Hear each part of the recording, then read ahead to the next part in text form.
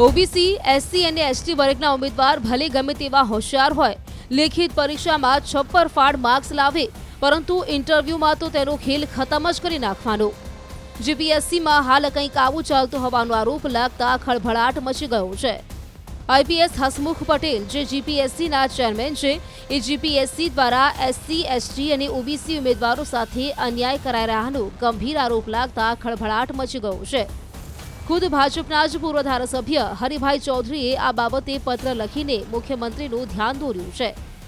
અક્ષર એકેડમીના director પીસી રાઠોડે તો આંકડા સાથે અન્યાયના આરોપ લગાવ્યા છે. આરોપ છે કે લેખિત પરીક્ષામાં સારું પરિણામ લાવનારા એસસી, એસટી, ઓબીસી જેવા અનામત વર્ગના વિદ્યાર્થીઓને જાણી જોઈને ઇન્ટરવ્યુમાં નાપાસ કરાઈ રહ્યા છે અથવા તો ઓછા માર્ક્સ અપાઈ રહ્યા છે. પ્રોફેસર રાઠોડે તો એવો દાવો કર્યો કે ઓછા માર્ક્સ આપવા પાછળ જીપીએસસીનો ઉદ્દેશ ઓબીસી, એસસી અને એસટી વર્ગના ઉમેદવારોને ઓપન કેટેગરીમાં સ્થાન ન મળે તેવો છે, કારણ કે જો વધુ માર્ક્સ આવે તો અનામત વર્ગના ઉમેદવારને ઓપનમાં ગણવા પડે. આ સમગ્ર ગણગણાટ 22 એપ્રિલે જ્યારે યુપીએસસીનું રિઝલ્ટ જાહેર થયું ત્યારથી ચાલી રહ્યો છે, કારણ કે જીપીએસસીમાં જે વિપુલ ચૌધરીને નાપાસ કરાયો હતો, એ વિપુલે યુપીએસસીમાં ભારતભરમાં 348મો રેન્ક પ્રાપ્ત કર્યો. વિપુલ ચૌધરીને જીપીએસસી મેઇન્સમાં 429 માર્ક્સ લાવ્યો હતો, પરંતુ તેને ઇન્ટરવ્યુમાં માત્ર 20 માર્ક્સ આપીને નાપાસ કરાયો હતો.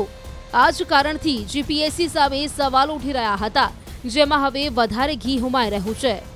સૌથી મહત્ત્વની બાબત તો એ છે કે જીપીએસસીમાં જે વિદ્યાર્થી મેરિટમાં 11મા ક્રમાંકે હતો અને ઇન્ટરવ્યૂમાં એને માત્ર 20 જ માર્ક્સ આપ્યા અને વિદ્યાર્થી નાપાસ થયો, એટલે વિવાદ તો થયો, પણ એના થોડાક દિવસમાં જ યુપીએસસીનું રિઝલ્ટ આવ્યું અને એ રિઝલ્ટમાં આ વિદ્યાર્થી પાસ થયો, એટલે આ જે વિવાદ છે એ વધુ વકર્યો.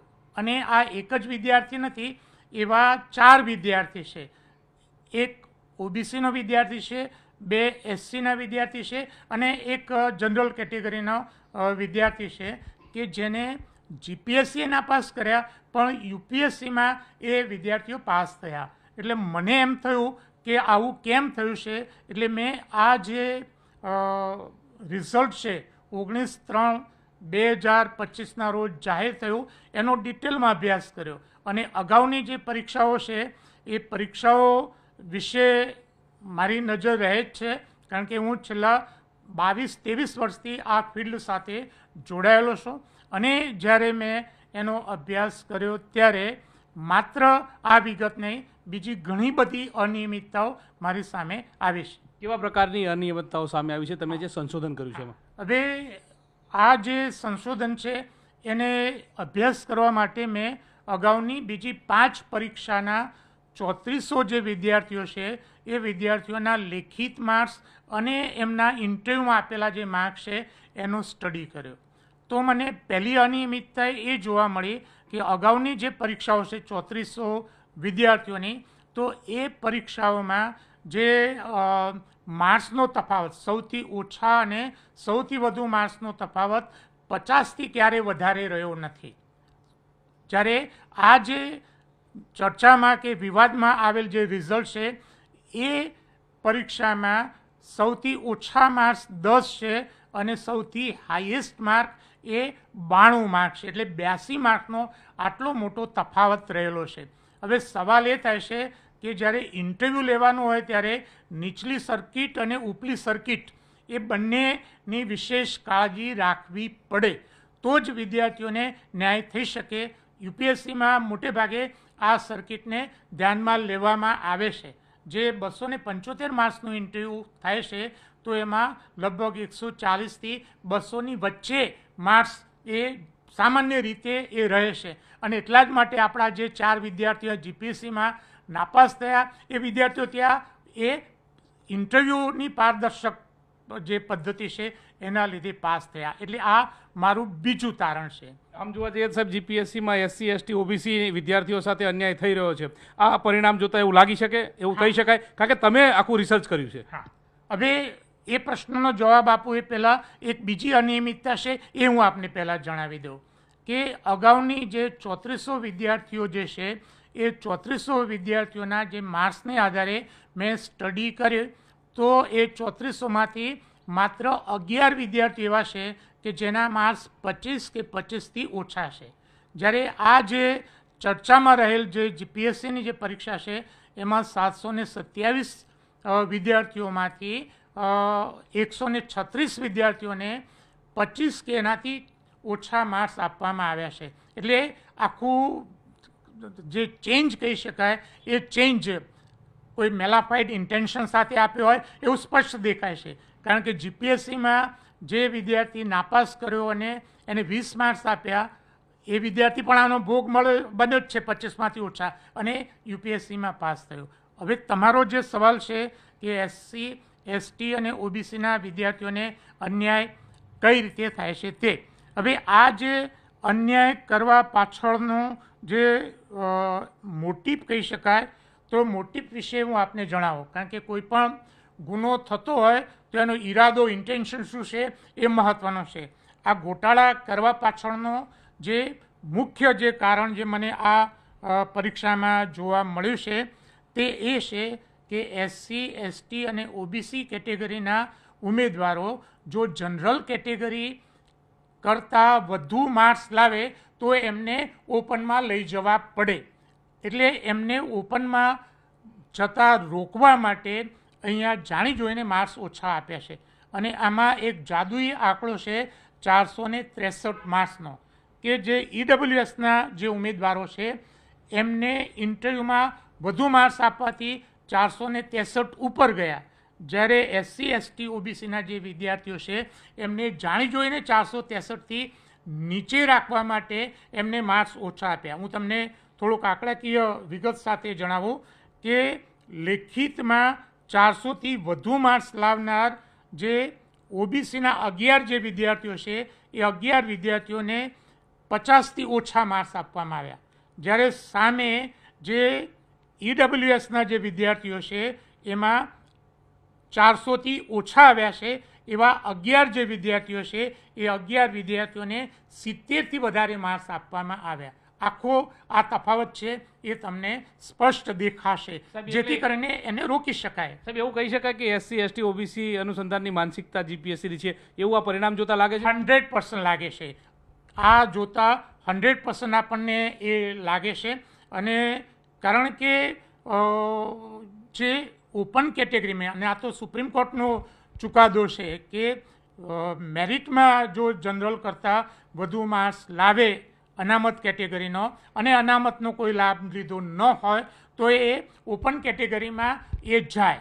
હવે એ જો ઓપન કેટેગરીમાં જાય તો બીજા અનામત કેટેગરીના વિદ્યાર્થીઓને પાસ કરવા પડે. આ પાસ ન કરવા પડે એટલા માટે આ કારસ્તાન રચ્યું હોય એવું આપણને સ્પષ્ટ જણાય છે.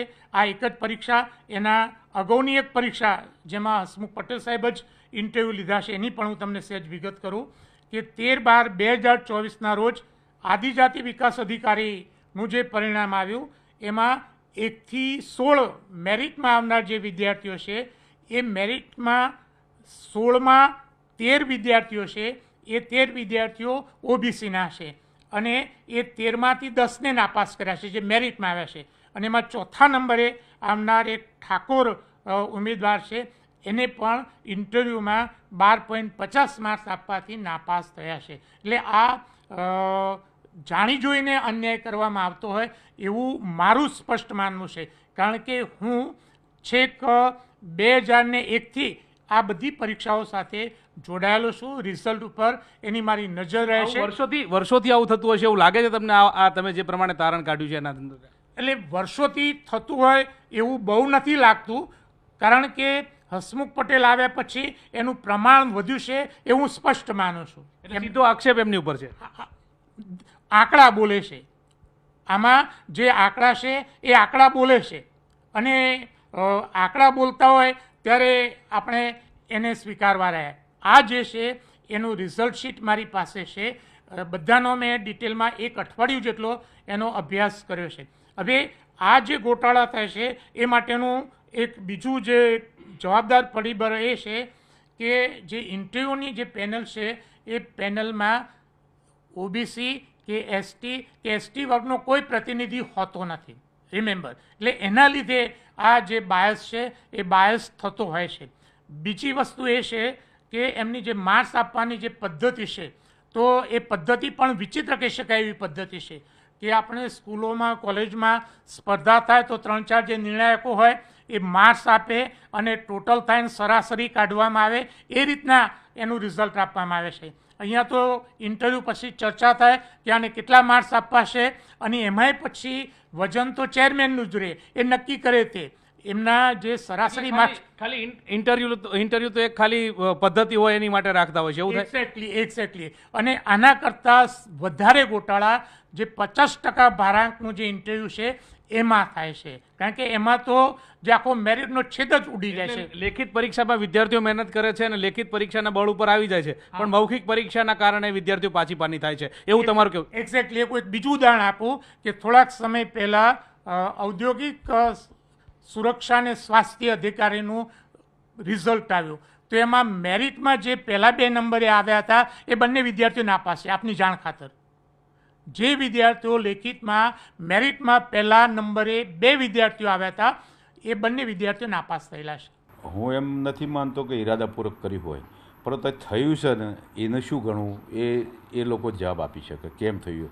તમે જોશો તો તમને અગાઉ બી પેલા ભાઈએ મતલબ 400માંથી 10 ઉમેદવાર 400 ઉપર મારેલા 10 ઉમેદવારને ઓછા ગુણ મળે, 400થી ઓછા ગુણવાળાને 13 લોકોને વધારે માર્ક મળે, 400થી ઓપનમાં હોય તો 11ને વધારે માર્ક મળે, લેખિતમાં 442 ગુણ હોય અને ટોપ 10માં 3જા નંબરે આવનાર ઓબીસીના એક વિદ્યાર્થીને માત્ર 31 ગુણ અને 429 લાવી 10મા નંબરે આવનાર ઓબીસીના ઉમેદવારને ઇન્ટરવ્યૂમાં 20 ગુણ વિપુલ ચૌધરીને આપી અને એને નપાસ કર્યો, જે યુપીએસસીમાં પાસ થયો. એટલે આપણને એવું લાગ્યું કે આમાં કંઈ સમથિંગ છે.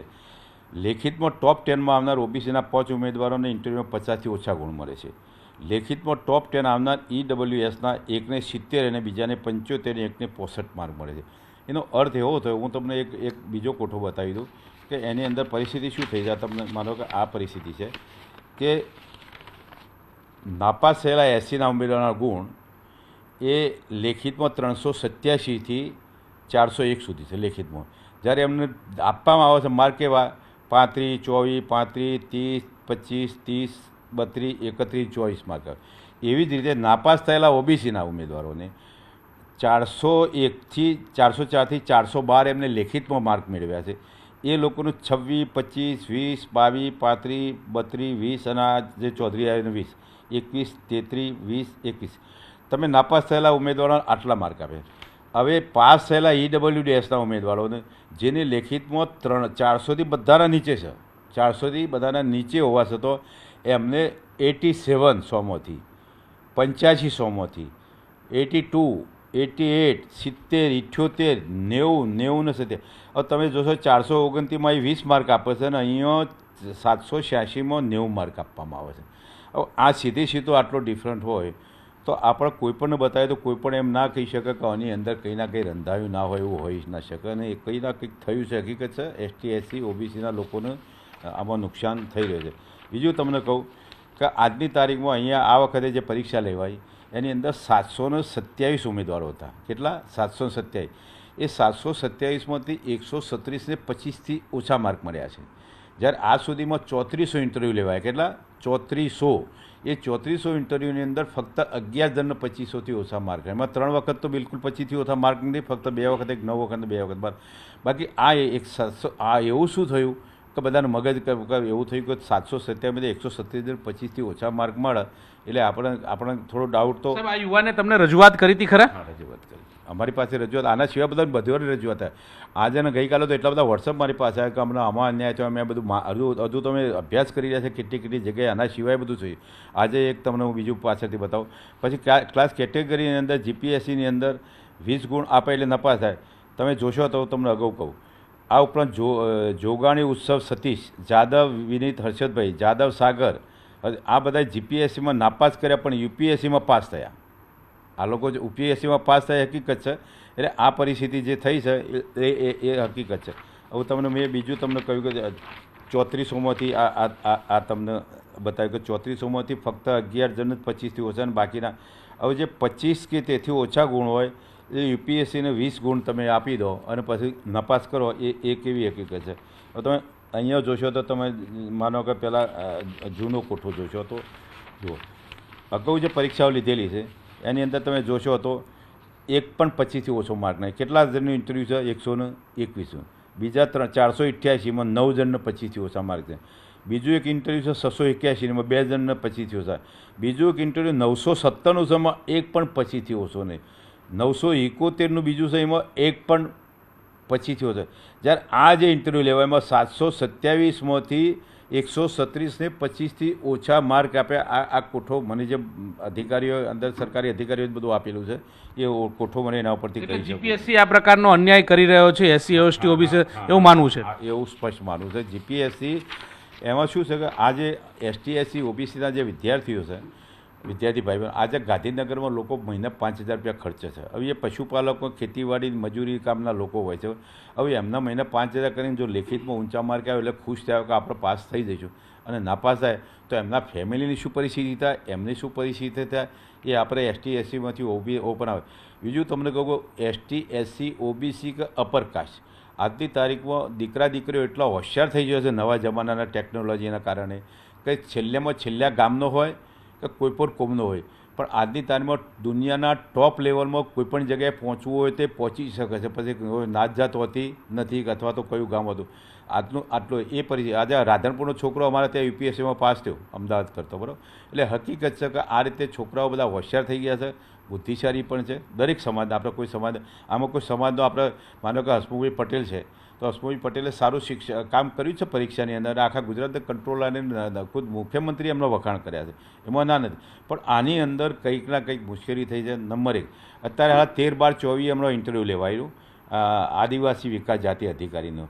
એની અંદર જોશો તો 1થી 16 નંબરના આ લિસ્ટ 1થી 16માં OBCના 13 જણ 10 જણ નપાસ થયા. OBCના 13 છે, એમાં 10 નપાસ, 3 પાસ. EWEના ટેસ્ટના 3 જ છે, એ 3 તરફા. હવે તમે જોશો તો જુઓ એમને કેટલા માર્ક આપ્યા છે EWEના 32-50. અહીંયા બાકીના 19-20. પછી એમને EWEમાં 25 માર્ક, પછી અહીંયા 6 માર્ક. અને અહીંયા ઠાકોર સમાજનો 4થા નંબરનો આવતો વિદ્યાર્થી એને ફક્ત 12.5 માર્કવાળાથી નપાસ થયો. આ ઠાકોર સમાજનો છોકરો નપાસ થયો. એટલે આપણને એવું લાગે અન્ય સમુદાયના છોકરાઓ આગળ ના આવે એવું સીધું તમારું માનવું? હા, એવું આ પરીક્ષાના પરિણામ પરથી ફલીભૂત થાય છે. હવે હું એવું માનું છું કે જે મૌખિક પરીક્ષા છે એ પરીક્ષાના માર્ક ઘટાડવા જોઈએ. UPSCની અંદર 13.5%થી વધારે મૌખિક હતા. અત્યારે પાછા આ વખત તો 150 માર્કમાંથી ઇન્ટરવ્યૂ લેવાના. 100 માર્ક્સ હતા ને હવે 150 માર્ક કરી દીધા છે. 150 માર્ક મળે તો આ લેખિતમાં 100 માર્ક લાવે ને પેલામાં 130 માર્ક એ પેલો 0 માર્કવાળો એ પાસ થઈ જાય. એટલે આની અંદર સરકાર શું કરવા માગે છે? જીપીએસસી બંધારણીય હોદ્દો છે, બંધારણીય વ્યવસ્થા છે, છતાં પણ આવું થયું છે. અને અમારી પાસે આવ્યું એટલે અમારી એક જવાબદારી સંસ્થાના વડા તરીકે ઇન્ટરવ્યુનું મહત્વ ઘટતું રહ્યું છે એવું કહી શકાય મૌખિક પરીક્ષાનું? મૌખિક પરીક્ષા લેખિત પરીક્ષાનું મહત્ત્વ જતું રહ્યું છે, ઇન્ટરવ્યૂનું મહત્ત્વ આવી ગયું છે. કારણ કે ઇન્ટરવ્યૂમાં માર્ક વધારે મળે છે. લેખિતમાં મજૂરી કરીને 400 માર્ક લાવવા એને તમે 20 માર્ક આપો ને પેલો 387 90 માર્ક આપો એટલે ઇન્ટરવ્યૂનું મહત્ત્વ વધી ગયું ને. ઇન્ટરવ્યૂ માર્ક વધારે છે એટલે ઇન્ટરવ્યૂનું મહત્ત્વ સરકારને ઘટાડવું જોઈએ અને અમુક પર્સન્ટેજથી ઓછું ઇન્ટરવ્યૂ ન હોવું જોઈએ. નહીંતર મુશ્કેલ. તમે સમજો કે આજે 400 માર્ક 900માંથી લાવે એટલે 66% તો ઉપર તો થઈ ગયા મોટાભાગે. અને તમે પછી 20% માર્ક આપો. આટલો બધો તમે 20 માર્ક અને 90 માર્કનો 70 માર્કનો ડિફરન્ટ તો હોઈ શકે. લેખિતમાં લગભગ 2-5 માર્કનો જ ફરક છે. એટલે આમાં કંઈક ના કંઈક ગમે તે સરકાર હોય કે જીપીએસસી ક્યાંક ના ક્યાંક મુશ્કેલી ઊભી થઈ છે, એ ચોક્કસ વાત છે. આ બાબતે ન્યૂઝ 18 ગુજરાતીએ હસમુખ પટેલનો સંપર્ક કરવાનો પ્રયાસ કર્યો, પરંતુ તેઓનો સંપર્ક થઈ શક્યો નથી.